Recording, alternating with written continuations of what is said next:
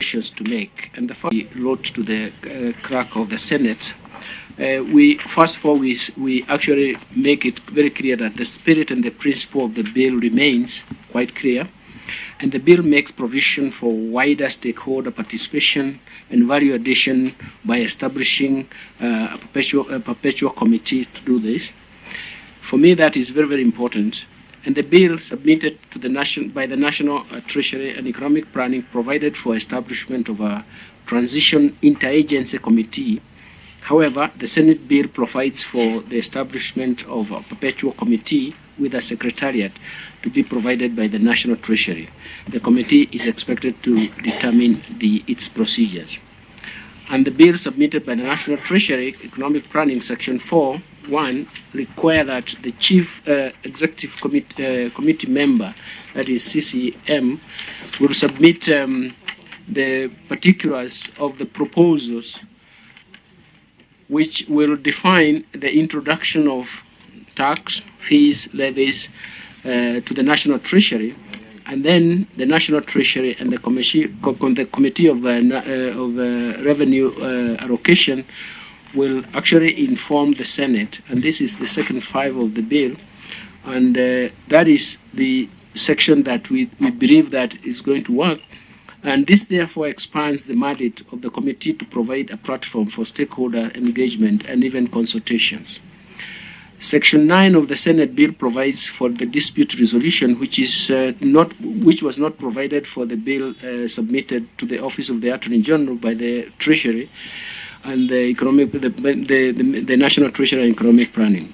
In view of this, I think we are supporting the proposals in the bill, Madam Chair. And the purpose of the letter that we submitted was actually to show that the bill should be considered by the Senate, and we are here. We can answer any specific comments or questions that come to it. Madam Chair. Thank you so much, Waziri. I'll ask colleagues or members for your comments. Waziri, I have 2 issues. Number one is that the county governments are supposed to be independent in the in their plans to collect revenue in their jurisdictions. They are only guided by Article 209, I think, and 210. Don't you think that the establishment of this committee will be a clawback on that power of the county governments? Because the law allows them to do that, and so far, the mischief which the act was intended to cure was the fact that there are multiple maybe cess or taxes or charges that are levied. For instance, if I'm transporting tomatoes from Loitoktok, I'll have to pay Kajiado County, I have to pay Taita Taveta County, I have to pay Kilifi, Kwale, and ultimately Mombasa. But from my examination of the bill, I don't see any provisions that will try to cure that anomaly. Thank you, Senator Faki. Senator Boni? Thank you. Okay. Waziri, maybe you could respond to that. Yeah, actually, you're right, Senator, and this is an issue that has come up several times in several places. In fact, one of the things is actually taught to saying, yes, you are independent, but how do we harmonize, knowing that we are living in the same country? And I haven't seen a good discussion in terms of how we can have a platform where we rationalize this. Because even in the IEBC summit, this was mentioned several times by so many people, but I have not yet seen the COG telling us exactly how do we rationalize this. But I don't know, what do our regulations say? You know, you are the National Treasury. No. I want just first of all to go to the regulations. Yeah. And then, because essentially, that independence that you mentioned, that you started by saying independence, everyone wants to invoke that independence when they are setting the revenue-raising measures. But that independence can also be considered not a precious bane. That is why we are saying we have to come up with a more elaborate way of making sure that nobody injures the others. You know, even in the East African community, we have a common external tariff, isn't it?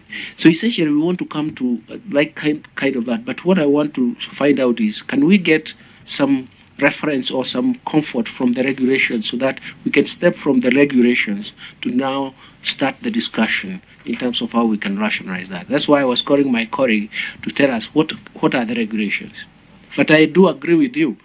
This independence is not a precious bane. It can actually be a ruin in terms of what is happening across counties. Yeah, my concern is that these issues affect the national revenue. Because if trade is stifled in the counties, it means you also stifle the national revenue. And I think your ministry should be the driving force over this conversation. You know, the Council of Governors may be doing their own things, but at the end of the day, whatever is being done, it affects the national revenue that you collect. What my colleagues is telling me is that the regulations are silent about these inter-county levies. Now, it means that we have now to come back and say, let's sit around the table and ask ourselves, how do we deal with the issues? How do we deal with this issue? How can we create some sense of direction as guided by the National Treasury? It's an issue that we picked up, but of course that time we were fighting about the revenue, the revenues, the target revenues. We did not have time to focus on raising revenue. We decided that we are going to have a seminar where we are going to start talking about the potential of raising revenues. But you also need to come up with regulations in terms of inter-county revenues and what happens. But the other thing is that we are also agreeable that you can raise some suggestions that we can also start consolidating the COG. Okay.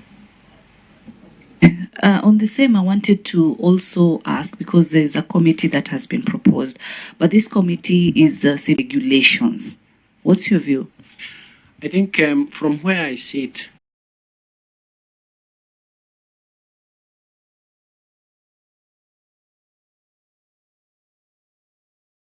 meeting us.